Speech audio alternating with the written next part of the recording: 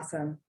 So a bunch of people on here, Reed, are probably considering syndications for the first time. And I know you do a great job at educating and going slow. So we may have some very basic questions, but I'm going to encourage everyone on here. Guys, if you have any questions at all, there, it can be very, very basic. Just feel free to drop it in the chat box.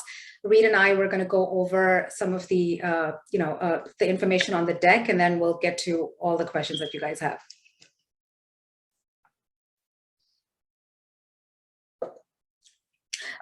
Should I give you access for screen sharing?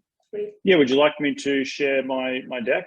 Yes, you have access. You should have access right now. Perfect. I'll make sure I've got the right stuff. Okay.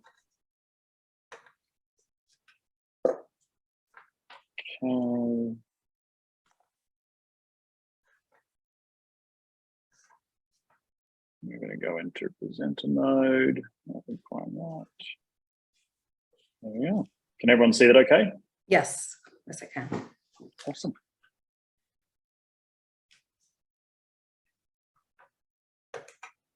Yeah, and I'll take I'll take the lead from you. You can take the lead, and I'll follow. It is 5:01, so maybe I'll just do a quick introduction, Reed. For those of you who don't know Reed, I'll just give you a quick intro, and then we can get started. And then, for those of you who just joined, feel free to drop your questions in the chat box as we go. And like I was saying, even if the questions are very basic, just make sure you drop them in there. We'll get to all the questions. And we're hoping to, educate you about this deal, but in general about syndications. Any questions that you have, feel free to put it in there. So for those of you who are meeting Reed for the first time, Reed Goossens, he is founder of RSN Property Group. He has a background in structural engineering. He's been involved in large-scale commercial construction and development projects since 2007, but over the past 8 years, he's built a portfolio of multifamily assets, over 3,500 units. And I know, Reed, this keeps increasing. So I think I'm in the right ballpark over there. That portfolio is worth over $685 million across 5 markets in the United States. And we're really excited to partner with RSN Group again for this syndication opportunity in Greenville, South Carolina. Yep. Do you want me to take it away? Yeah, go ahead, Reed. Yeah. Awesome. Well, so hello, everyone. Good evening, wherever you're dialing in from. I hope it's a Monday morning somewhere, or Monday afternoon, I should say, Monday evening. So hopefully everyone had a great weekend. My name is Reed Goossens. As Param said, we're partnering up with Param and her group here for the second time. You would have seen the Mesa deal came out a few months ago. We closed on that one successfully. So awesome if anyone who was in that deal coming back around looking at this Greenville deal. So big hello to those people. For anyone who's new to the syndication platform, big hello to you guys as well. We're going to go over some sponsorship team, but I'm going to go over some very high level notes and just really get into have a bit of a back and forth. This is not, I'll do a bit of a formal presentation for probably 5-10 minutes, or probably a little bit longer, maybe 10-15 minutes. And then we can get into the Q&A as quickly as possible so you can answer any questions. Hopefully you've all had a chance to review the deck, and hopefully you came with your questions ready to rock and roll. So for those people, hopefully this works. There we go. So just in terms of syndications, I want to just break it down a little bit before we get into the deal. So high level, we are looking at our group in general, both Param, myself, other operators in the space. I like to shoot for down the fairway, and if we can overachieve, underestimate and overachieve. So in general, we like to buy deals that produce roughly a 15% IRR over 5 years, which is roughly doubling your money every 5 years. So if you double your money, you divide that by 5, it's roughly a 20% annualized return. That's the types of returns we're looking for. We look for cash flow deals that come out of the gate, and then we sell and make a profit, and we split that at the end. In terms of people who might be a little bit newer to the space, everyone here is probably familiar with fixing and flipping a house, right? And the analogy that I'm going to use in this example is very similar to what we're doing here. So in the fix and flipping a house, you'll have an investor who buys a house, they'll put the deposit down, they'll find the deal, they'll go out and talk to brokers, and then they'll manage the work, and then hopefully sell the asset, the house for a profit in the future. We aren't too dissimilar, but what we do is that we aren't flipping one property, one little single family house. We're flipping 281 units. And the difference between that analogy and our analogy is that RSN, and my group, we do all the hard work. So you guys are completely passive. So we go and find the deal. We deal with the brokers. We deal with finding the debt and getting the best debt possible. And then we go to work, right? And my team and I, we go and we as tenants move out of 281 units, they'll move out every month and change, sort of what's called turnover. We'll come in, we'll renovate those units. And for renovating those units, we'll be able to push the rent. And while we're pushing the rent, we can also increase cash flow. Unlike a single family house, when you're renovating it, it's 100% vacant. In this analogy with syndications, we are over 95% of the property is occupied, thus we can cash flow. So not only do we have the benefits of cash flow throughout the hold, we have the benefits as well of forcing the appreciation over the long term, because every time we renovate a unit and increase the rent $100, $200, $300, we can do that at scale, and we're doing that over 281 units. And then when we come to sell the asset in 5 years' time, we've increased the net operating income. And banks and people in the industry, they value these assets based on that NOI. So if the NOI is higher, then the value of the asset is higher, and thus we get to all share in the profits. And so for you guys, who are out there thinking about syndications, you're hands off. The reason you'd get involved in this is that you don't have the ability to go down take down 281 units. You want to be passive, but the benefits of investing in commercial real estate. So hopefully that little analogy is the same type of thing we're doing, but just on the larger scale. The difference between a fix and flip and flipping 281 units. This is my team. You have myself. You've got Ben Gray. He's my partner, but he also oversees all the operations in terms of the back end and dealing with all our awesome co-GPs and investors. We have Josh. He is head of acquisitions, but also asset management. We have 2 analysts. We have Tara, our CFO. We also have another gentleman who's just joined, who's sort of heading up the the East Coast acquisitions, and we'll be covering Greenville as well. We don't have to talk about mission statement, but you can read that at your leisure. One of the key things that I've definitely built out in my background is my background is in structural engineering. I've spent well over a decade in my former W2 life building stuff around the globe, both in London, working on the 2012 Olympic Games. When I moved here a decade ago, I was working in New York on developments.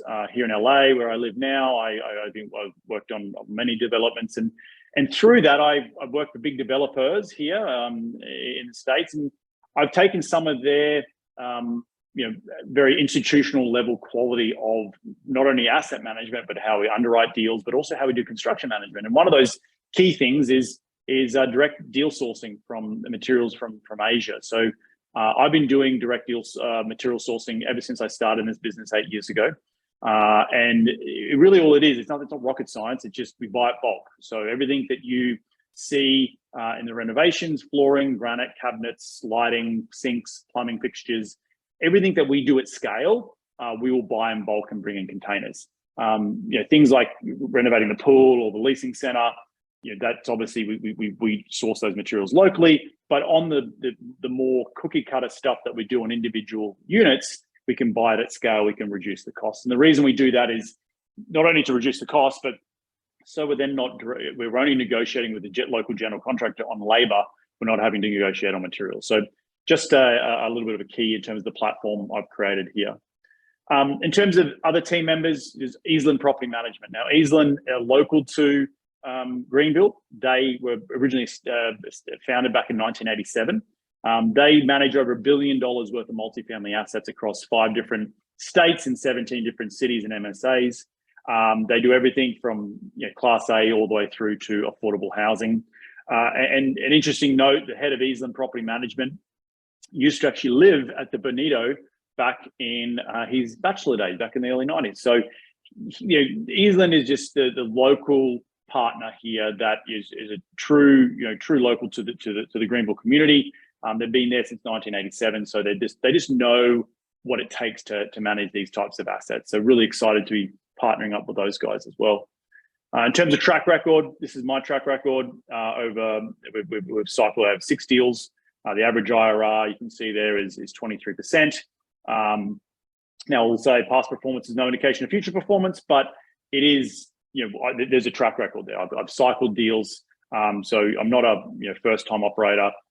As Param mentioned earlier, we have over 3,500 units in the portfolio.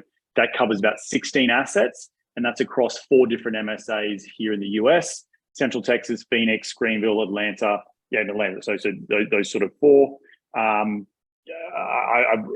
get into the business plan a little bit, but just know that I've bought these types of 2-packs in the past. I've actually done it 4 other times, and I'll get into the reasons of those in a minute. But just know that there's a proven track record here.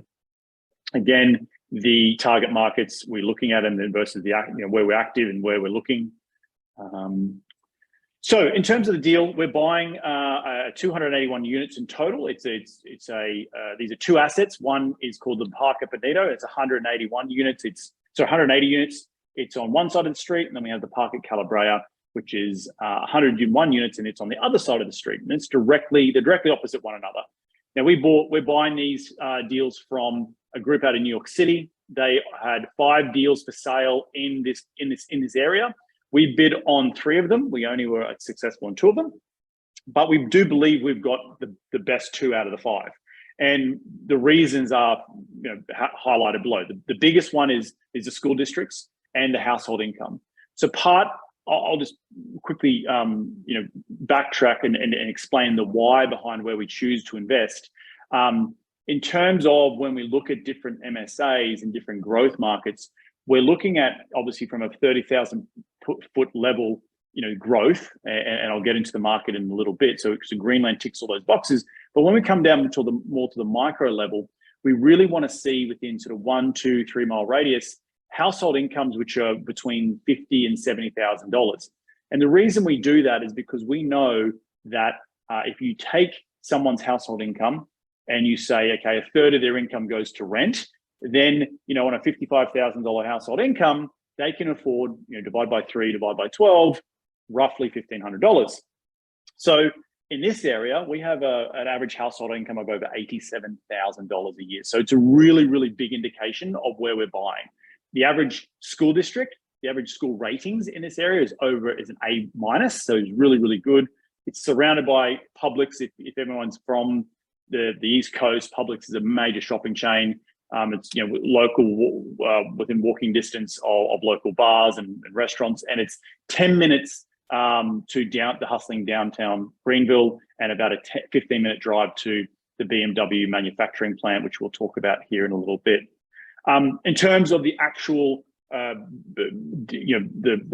business plan itself, over 90% of the interior units are in classic condition. The current ownership has spent a lot of, most of their money is really with the deferred maintenance. The Bonito actually has all new siding, hardy plank siding, which is really, really incredible, and has PVC piping, which is really awesome, given that's a late 1970s constructed build asset.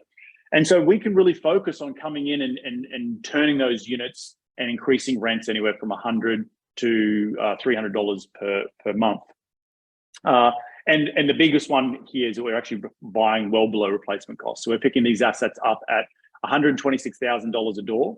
If you were to go rip this down, buy this dirt again, and rebuild, you'd probably be spending well over $220,000, $250,000 a door. So we're buying in really good areas and well below replacement costs here. We can talk a little bit about the investment highlights. I'll let you read that at your leisure. But one of the biggest things we like to talk about is that Greenville is ranking as the #1 for emerging multifamily markets here in the US. And I've actually been, my team and I we're involved in 2 other deals, smaller deals out in Greenville. And we've spent the last 18, 19 months hunting for deals in these markets. Actually, the deal next door to the Calabria, I bid on probably 18 months ago when I first started scraping the surface of the Greenville area. Was not to be. It ended up going for $125K a door even back then. So It's in a really, really great location. This is not like a fly by the seat of our pants. We're just swooping into Greenville and picking up 2 deals. We've been methodically looking and analysing deals over the last 12 to 18 months, really understanding cap rates, really understanding rented trends for renovated product, understanding why people are moving to Greenville, and just underwriting everything that hits the market to keep a real tab on the market, so we can see where things are headed to. And it's in the stats. Like over the past 5 years, over 63%. The house prices have increased over 63% in the last 5 years. So incredible, statistics when you look at it from a macro level.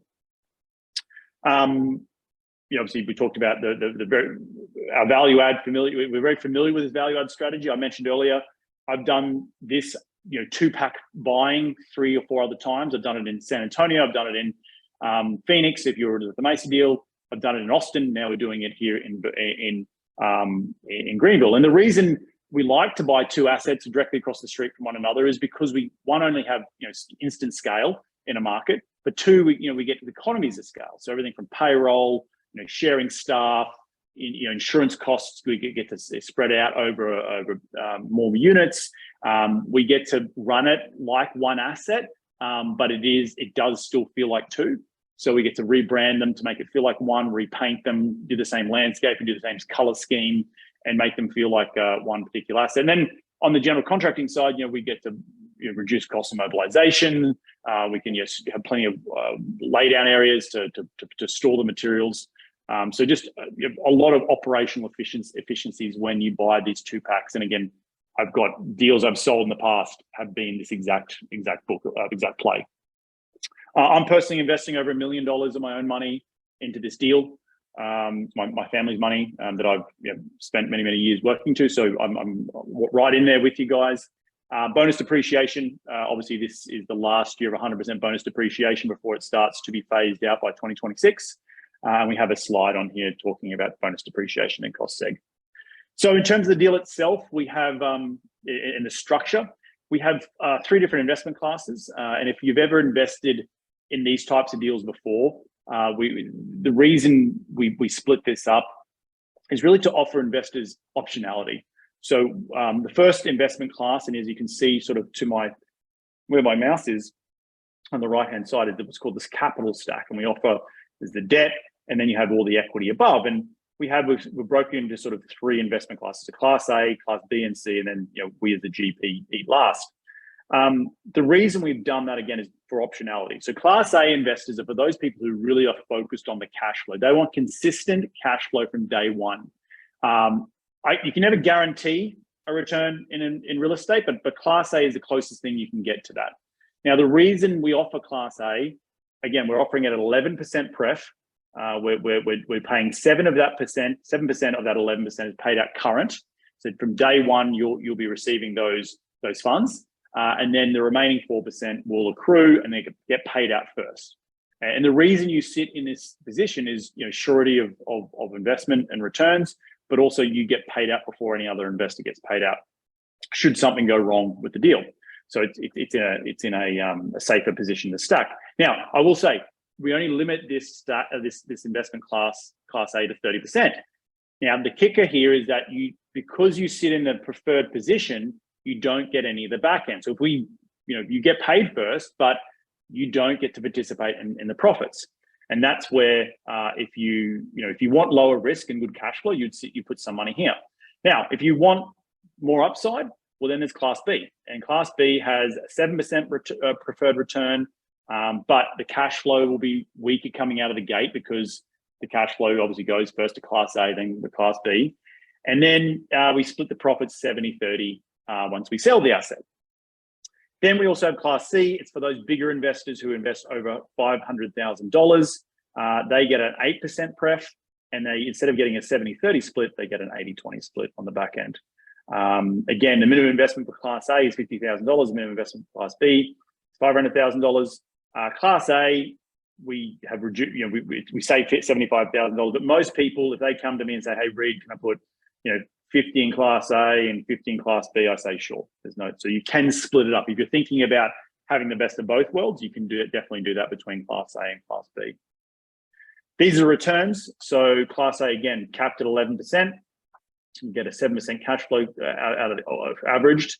In terms of Class B, a 16% IRR. We've got to double your money in 5 years. And Class C obviously is a slightly better return because it gets an 80-20 split rather than a 70-30 split on the back end. Investment highlights, we spoke about the unit renovations, operational efficiencies. We're going to come in, put in low flow toilets, very, very base, standard stuff that I've done across my entire portfolio. Again, over 3,500 units. In terms of leverage, I think everyone's really excited and wants to talk about leverage. This is an older deck, but I'm proud to say that as of today's recording, we have locked in a 5% interest rate. When we first wrote this deck about 3 weeks ago, we were quoted 5.25. It is locked at 5% and it will not increase over the life of the deal. So we're fixed rate. We're getting a loan roughly around 65% leverage, so relatively low leveraged. It's a local bank. And we have an interest only and all those good things. So in terms of the risk of interest rate going up in the future, we have completely negated that. And we think this is the best option for investors to protect their capital, is to go out and get a fixed rate debt right now. We're getting relatively low leverage, which allows for multiple exit options in the future because we're so low leverage, we can, 3 or 4 years time, we can look at doing a refi, we can sell one, we can keep the other, or vice versa. So buying 2 deals with relatively low leverage allows us the multiple flexibility options to come in the future. Demographics we spoke about. I'll talk about my conservative underwriting in our sensitivity tables, which we'll get to in a little bit, but just in general, some pretty good business highlights and business overview. Just a renovated versus classic, stainless steel, granite, countertops, new flooring, just modern looking on the right-hand side. And then on the left-hand side, you can see, what we're going to come in and do is we come in, rip out the upper cabinets, put new flooring in, new two-tone paint, stainless steel, granite, undermount sinks, and just really make it look modern. Open it up for the renters.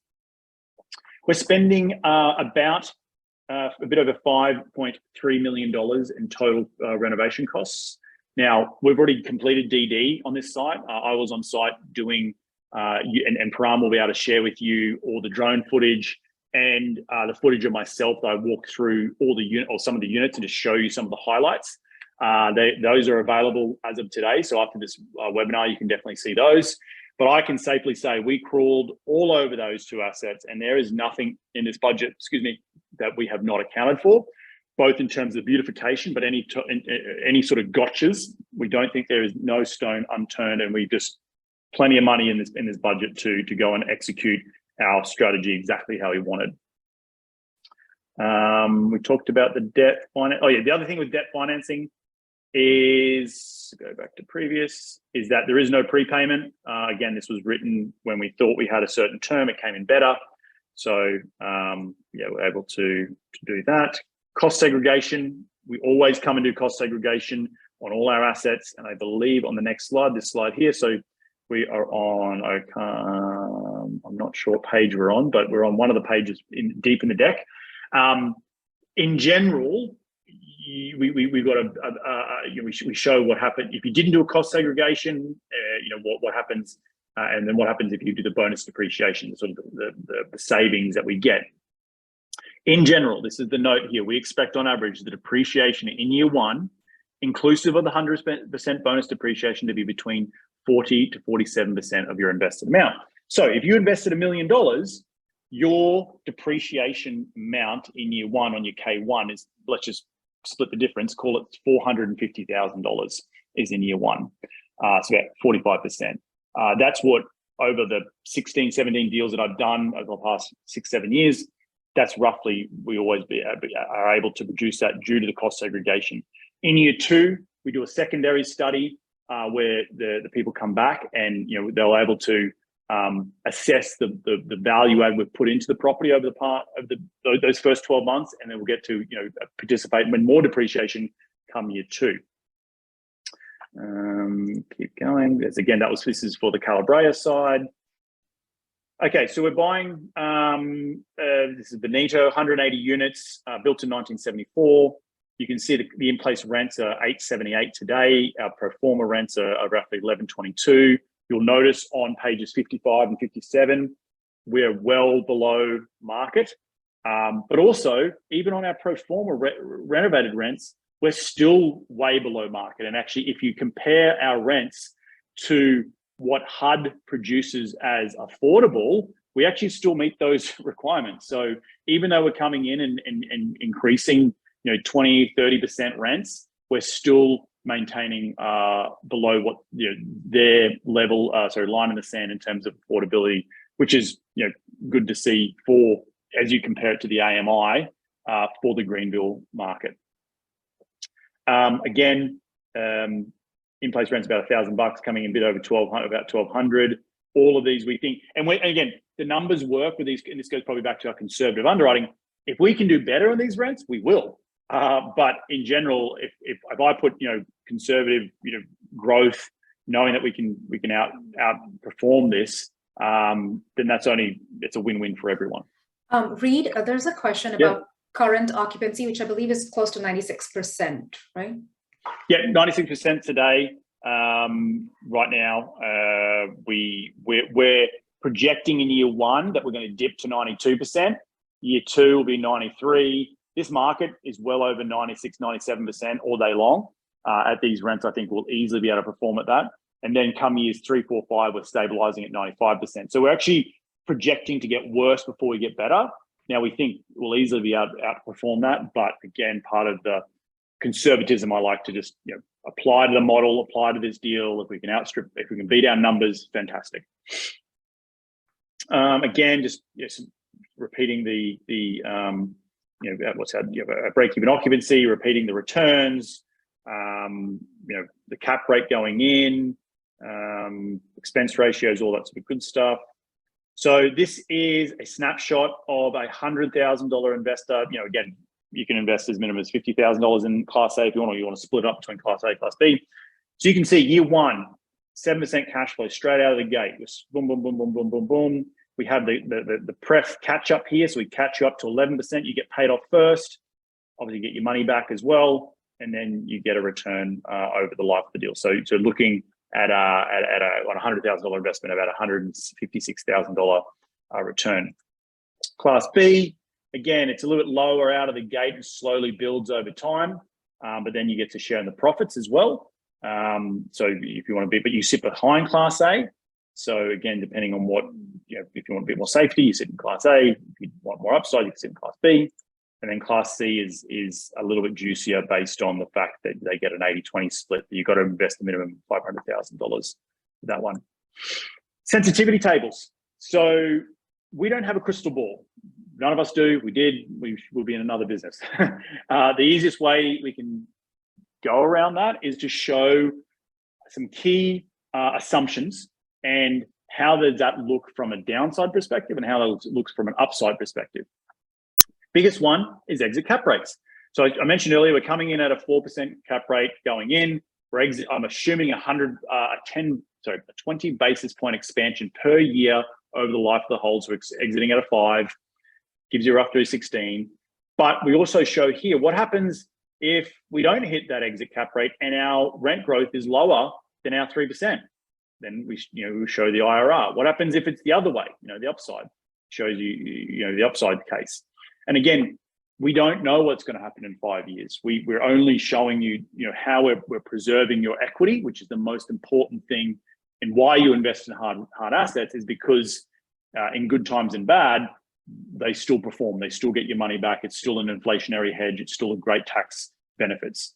Again, here, even at a really bad market, we would never probably sell at a 6 cap, but just showing you what this would look like in your returns and how that would get affected.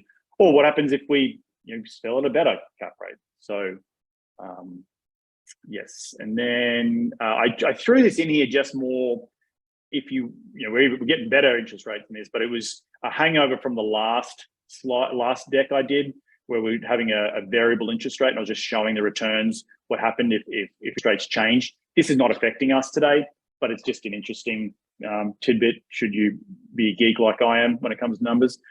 And then here is, again, just another, this is annualized returns. And then on this page shows change in occupancy versus change in concessions and bad debt and write-off. Again, if we are, and how that affects cash flow, even if we dip to 78% occupied and we're just, we're nowhere near our write-offs start getting bigger, we're still, somewhat cash flowing. It's not great, but again, even in really bad times, and if tell you what, if we get to 78% occupied, I'm firing Eastland Property Management. We're doing the wrong thing. So, but again, these are just showing you what a crystal ball could look like should something, inevitably go wrong, and how we're protecting your preserving your equity.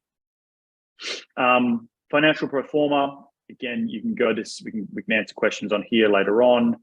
You can go at there, review that at your will. Underwriting assumptions, again, for people who have read the deck. In terms of market overview, I want to hand it over to questions here. I don't want to spend too much time, but the big thing here is there's a lot of data in here. There's, I think, 10 slides on the growth.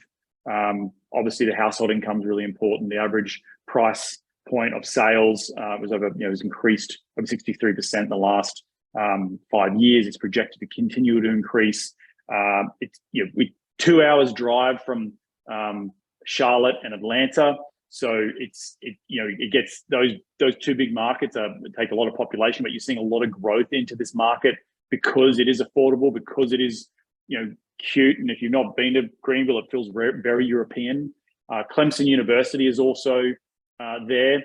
I've invested heavily in Austin, Texas back in the day, and if you look at just on a high level, and again, why I geek out at these types of things, the reason Austin is doing so well today is because of decisions it made 25 years ago to invest in itself. You're seeing the same hallmarks in Greenville, investing in IP, investing in its university, and retaining talent, and also trying to attract international companies. Obviously, Michelin is in Greenville and BMW is in Greenville. It has the inland port of Greer, and I'll click to this right now. I think it's this one. Yes, this one, inland port. So very same hallmarks as some bigger, sexier, headliney type of towns like Austin. But again, I've also invested quite heavily in Austin. I understand why Austin is what Austin is, and it's because of decisions it made many, many years ago. Greenville's doing exactly the same thing. It's investing itself. It has a downtown specific plan to grow sustainably, to have, it doesn't want to just turn into, suburbs. The city of Greenville is very, very particular about how it grows and how they want to, grow in a sustainable way. And that is only good because people want to then live there, want to live in and around the downtown. In terms of the Greer Inland Port, it is, again, the railway lines come in from Charleston off the boats at the port, and then Greer distributes it across the country. If you know anything about inland ports, it takes decades to build these things. This thing isn't going away. It's a great recession-proof industry. I believe there's a stat in like 1 in every 10 jobs in the state of South Carolina is actually in this port. So it's very, very strong in terms of helping local demographic and GDP. You obviously have a BMW. It is North America's manufacturing hub for BMW. And then you obviously have Clemson University. And I encourage you to all look at in depth Greenville. It's a really, really awesome city. And then it's also within you can throw a stone and hit Atlanta and Charlotte. Again, more jobs. You can read this at your leisure. It's projected the MSA is to continue to grow to over 1 million within the next couple of years. It's still having massive, massive growth projection when you compare it to other growing cities across the country.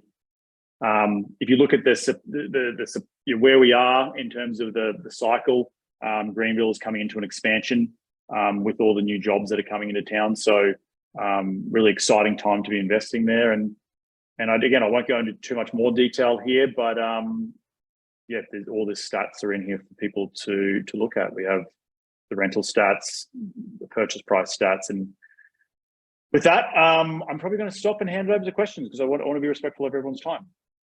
Thank you so much, Reed. Guys, if anyone has any questions, please start dropping them into the chat box. But no, I completely agree. Whenever we look at these markets and these deals, we're looking at the market, the demographics, the median household income. All of that is very strong for this market. The operators, RSN Group, we looked at your track record. Eastland Property Management, they're headquartered in South Carolina. They have over $1 billion of assets under management right now, and they've been in operation since 1987. Again, great track record. And then the underwriting, again, is very conservative. Reed, I don't know if you specifically mentioned this, but I believe the rent growth in our underwriting pro forma is only 3%, but the projection up to 2026 for this market is about 20% rent growth annually in terms of what people are projecting, right? But I believe our underwriting is only at 3%. So underwriting at 3%. Oh, I'm going the wrong way. Sorry, guys. 3%. It's projected over the next 4 years to be over 20%. So it's roughly over 5% a year. So we're well below that. Again, I don't know what's happening with this slides. It's not working properly. I was trying to get back to that slide. But in general, yeah, we've maintained a 3% growth. If you look at the sensitivity tables, that's what I was trying to get back to. And I'll just try and get back there if it helps me. Yeah, which is similar to what we were doing even for the Phoenix deal, where the underwriting is super conservative. The leverage is, again, conservative at 65%. And like Reed was saying, 3%, that's right. So 3% rent growth in year on year. That's the average rental growth. That's the organic rental growth. And the people are projecting it to be well over 20 to 25% in the next 4 years in this market. So you divide 4 divided by 25-ish, you're getting well over 5% annual on the organic rent growth. But the big things here is that we're just keeping below the market, and we're also keeping below those AMI standards as well. Yeah. So very conservatively underwritten, strong market with great operators over here. And so, guys, if you have any questions, feel free to drop them in there. I'm really not seeing anything at this point. But was there anything else you want to add? Do you offer recording of this? I think you're offering a recording, correct? Yes, Aaron. I'll send that out later today. Mm-hmm. Yeah, the only other thing is probably timeline. So do you want to talk a little bit about timeline? Yes. So we're sitting here the week of August 1st. We're looking to close by mid-September. PPMs will be ready by the end of this week. So if you are interested, please reach out to Param, and she'll reach out to Ben and I and make sure that we get you all on board. Param, are you doing your own portal, or how's that working this time? We're going to set up the sub portal. I just spoke to Ben today. Should have that ready end of the week. So hopefully early next week, we should be giving people access to that. Yep. Oh, and then 1031 questions. I was going to get to that, Reed. Yeah, 1031 questions. So minimum $500,000 in 1031 exchange. I've done this before if you're in the Mesa deal. Now, there's only a handful of spots, I will say, unfortunately, because the bank doesn't want to see 20 1031 exchanges because it's a tick. So we're really only opening up to 4 to 5 spots, along with obviously the retail investors. So if you are interested, you have over $500,000, please reach out. I'll need to know ASAP. And we do everything sort of white glove service for those 1031 exchange investors in terms of setting up the tick, getting it involved, and we've done it a handful of times in the past, and it's worked very, very seamlessly. So yeah. And Rick, can we also quickly talk about the ability for people who are in this deal to then eventually 1031 into another deal that RSN may have in the future? Yes. So we're always setting up our deals to allow people to 1031 exchange in the future. So we come to sell this deal in, say, year 4, for example. You'll have the opportunity to either drop out and go on your merry way with the profits, or you can stay in and roll over into a new deal should you want to, depending on your personal financial situation at that time. So a lot of optionalities for investors to keep on rolling and if they see fit, or they can also exit at that point at the same time. Awesome. I think we covered the questions. Guys, if you have any other questions at any point, feel free to reach out, and we'll make sure we get all your questions answered. But if that's it, and then I think it is a wrap. Please. Awesome. Well, thank you so much, guys. Pleasure to see you all again. I can see some faces, not everyone. But look, don't be afraid to reach out through Param if you have any questions. Yeah, we also have an FAQ. Let me put that in the chat if you want, Param, right sure. now. Before, go ahead and I'll grab that and try to add it to the landing page that we have. Here we go. I will just put that in the chat for everyone. There we go. So these are just your typical FAQs. You know, how we get paid quarterly. You know, what happens. I think there's 25 odd questions that you typically get asked. So have a check those out if I didn't answer something on tonight's webinar, and we'll go from there. Reed, I believe clicking on that is requiring us to request access, so you may get requests from everyone. My apologies. Let me do this. I can add you, Param, and then you can be. I can send it out. Yeah. So FAQs. There we go. We do have a question about how much you have in reserve versus the purchase price. Reserves, yeah. So we look at reserve in two ways. One in terms of CAPEX. So you know, I mentioned earlier that I didn't mention earlier. I will re-mention this. The bank has offered us 100% of the CAPEX. The $5 million we just spoke about. They said, here's $5 million. I never want to take $5 million. I never want to take all of it because one, it's too over leveraged. But for two, having your own money, you know, say call it $1 million of that. So you know, roughly 80% so 25 to 30% of that from equity means that we can control that moving out of the gate. So I don't have to go and ask the bank, again, back to that flipping analogy, you got to ask the bank for those proceeds to go start the work. Well, if we have some on our end, we can go start that work straight away, get the contractors paid, get off the races, then come back to them in 6 months' time and say, hey, we've spent $500,000 or $600,000, please reimburse me. I always do that, again, based on my background.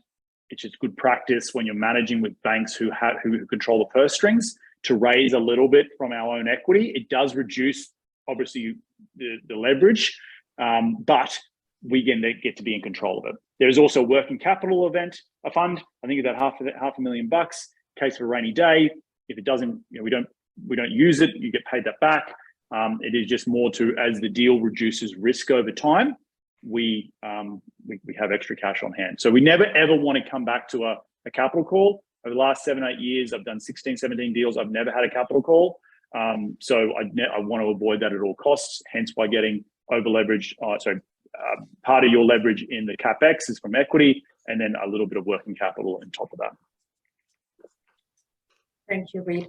Rachna, as far as the slide deck is concerned, everywhere on all the emails and on the landing page, everywhere you see a link that says investment summary, if you click on it, it'll let you download the slide deck. Yep. Okay. Thank you, Reed. All right, gang. Well, be well. Again, any questions, please let me know. Enjoy the rest of your evening, and we'll catch up soon. Thank you, Reed. Take care, guys. And I will send the recording out before the end of the day. Thank you.